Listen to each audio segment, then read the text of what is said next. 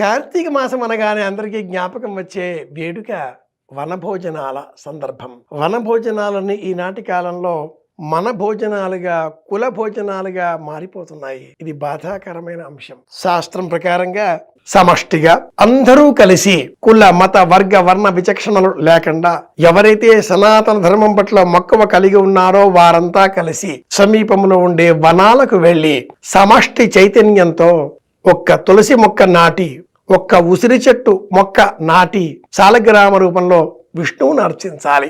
సమాన ప్రాతిపదికతో మరొక వైపున ఒక్క మారేడు మొక్క నాటి ఆ మారేడు మొక్క దిగువన సూర్యనారాయణమూర్తికి ప్రతీకాత్మకంగా, శ్రీమన్నారాయణమూర్తికి ప్రతీకాత్మకంగా, సమస్త విశ్వానికి ప్రతీకాత్మకంగా ఉండేటటువంటి మహాదేవుడిని మట్టితో పార్థివలింగాన్ని చేసి శివారాధన చేయాలి. తదుపరి వనముల మధ్యన ఉసిరిక చెట్టు నీడలో భోజనం చేయాలి. ఈ ఉద్దేశ్యం, ప్రయోజనం ఒకే అంశాన్ని సూచిస్తుంది.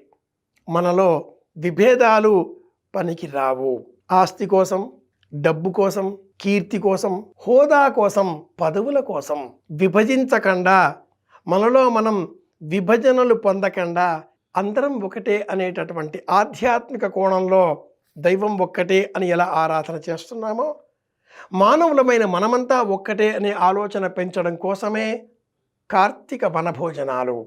ఉసిరిక దీపం దానం చేయడం, అలాగే ఉసిరిక మొక్క నాటడం, ఈ నేపథ్యంలోనే వనభోజనాలు.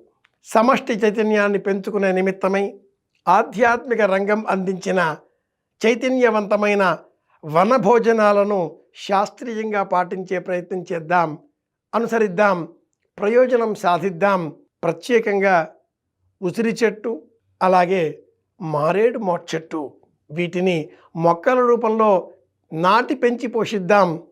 మహావృక్షాలుగా కనిపిస్తే పూజించి చిన్నారి బాలబాలికలకు ఈ చెట్ల ప్రయోజనాన్ని వివరిద్దాం. శుభమస్తు.